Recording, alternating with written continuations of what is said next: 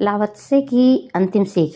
मरते समय किसी ने लाओत्से से पूछा, आप अपने जीवन के कुछ रहस्य बता दें। लाओत्से ने कहा, पहला रहस्य तो यही है कि मुझे जिंदगी में कोई हरा ना सका। उनके शिष्य बड़े उत्सुक हो गए। उन्होंने कहा, या तो आपने कभी हमें बताया ही नहीं। जीतना तो हम भी चाहते हैं, हमें तरकीब बताइए।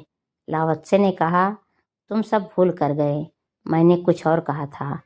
मैंने कहा था मुझे कोई हरा नहीं सका, और तुम लोग पूछते हो कि जीतना तो हमें भी है। ये दोनों बातें उल्टी हैं, ये एक सी लगती हैं। शब्दों की दुनिया में इनका एक ही अर्थ है कि जो नहीं हारा मतलब जीता। तुम सब मेरी बात ना समझ सकोगे। शिष्यों ने कहा, हमें समझाइए, वह तरकीब तो बता दें कि आप कैसे नहीं हारे। लाओत्से ने कहा, मुझे कोई हरा ना सका क्योंकि मैं सदा हारा हुआ था। मुझे कोई हरा ना सका क्योंकि मैंने कभी जीतना ही नहीं चाहा। असल में मेरी लड़ाई ही खड़ी ना हो सकी। मुझसे कोई लड़ने भी नहीं आया, तो मैं हारा ही हुआ था। हारने में तो उसी को मजा आता है जो जीतना चाहता है। जो जीतना ही नहीं चाहता, उसको हराने में क्या मजा आएगा। लाओत्से ने आगे कहा, तुम लोग दूसरी बात पूछ रहे हो।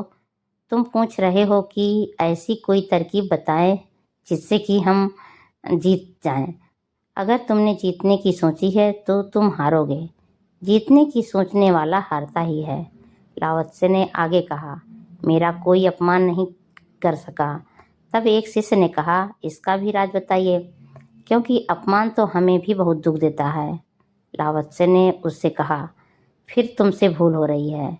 मेरा कोई अपमान नहीं कर सका क्योंकि मैंने मान को कोई आकांक्षा नहीं पाली। तुम्हारा अपमान होता ही रहेगा क्योंकि तुम मन की आकांक्षा से भरे हो। लाओत्से कहता है, जीवन का राज घास से पूछो, जिनको बड़ी सी बड़ी आंधी भी उखाड़ नहीं पाती। क्या है उसका राज? वह पूरे के पूरे सुरक्षित रह जाते हैं। वे इतने कमजोर हैं कि जरा सा झोंका हवा का उन्हें उखाड़ दे, तोड़ दे।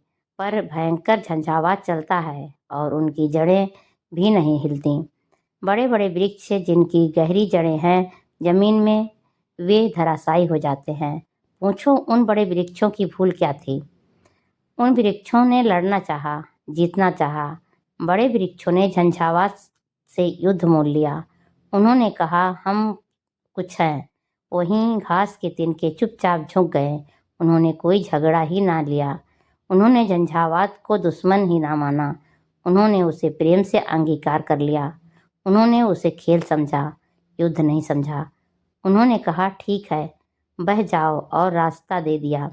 Thank you friends. यह कहानी आपको कैसी लगी कमेंट बॉक्स में ज़रूर बताइएगा। अगर अच्छी लगी हो सब्सक्राइब, लाइक, शेयर करना मत भूलिएगा।